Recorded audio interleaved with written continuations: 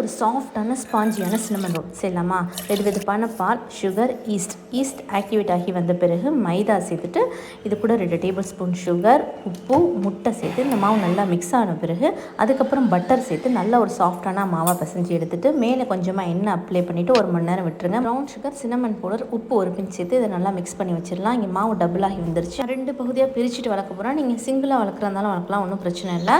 இதை நல்லா ஒரு ரெக்டாங்கிள் ஷேப்பில் 1/2 இன்ச் திக்னஸில் வளர்த்துட்டு ஃபுல்லாக பட்டரை தடவிடுறேன். பட்டரை தடவின பிறகு அந்த ஜாக்ரி சின்னமன் பவுடரையும் ஃபுல்லாக தூவிட்டு இந்த மாதிரி ரோல் பண்ணிவிட்டு எண்டை நல்லா சீல் பண்ணிவிட்டு இதை நைஃபை வச்சு கட் பண்ணலாம், த்ரெட்டை வச்சு கட் பண்ணிங்கன்னா நல்லா பர்ஃபெக்டாக வரும். இதே மாதிரி எல்லாத்தையும் கட் பண்ணிவிட்டு 45 மினிட்ஸ் ரெஸ்ட் பண்ண விட்டுட்டு நல்லா ரைஸ் ஆகி வந்த பிறகு 20 மினிட்ஸ் அவனை வச்சு பேக் பண்ணி எடுத்திருக்கேன். பர்ஃபெக்டாக குக் ஆயிடுச்சு. இதெல்லாம் டாப்பிங் இல்லாமல் சும்மா கூட சாப்பிட்லாம். அப்படி வேணும்னா க்ரீம் சீஸ் வச்சு சாப்பிட்லாம். அதுவும் இல்லைன்னா இந்த மாதிரி சிரப் ரெடி பண்ணி வார்மாக இருக்கும்போது மேலே ஊற்றிட்டு சாப்பிட்டோம்னா நல்லா ஜூஸியாக நல்லா சாஃப்டாக அப்படி இருக்கும். ட்ரை பண்ணி பார்த்துட்டு எப்படி இருந்துச்சுன்னு சொல்லுங்கள்.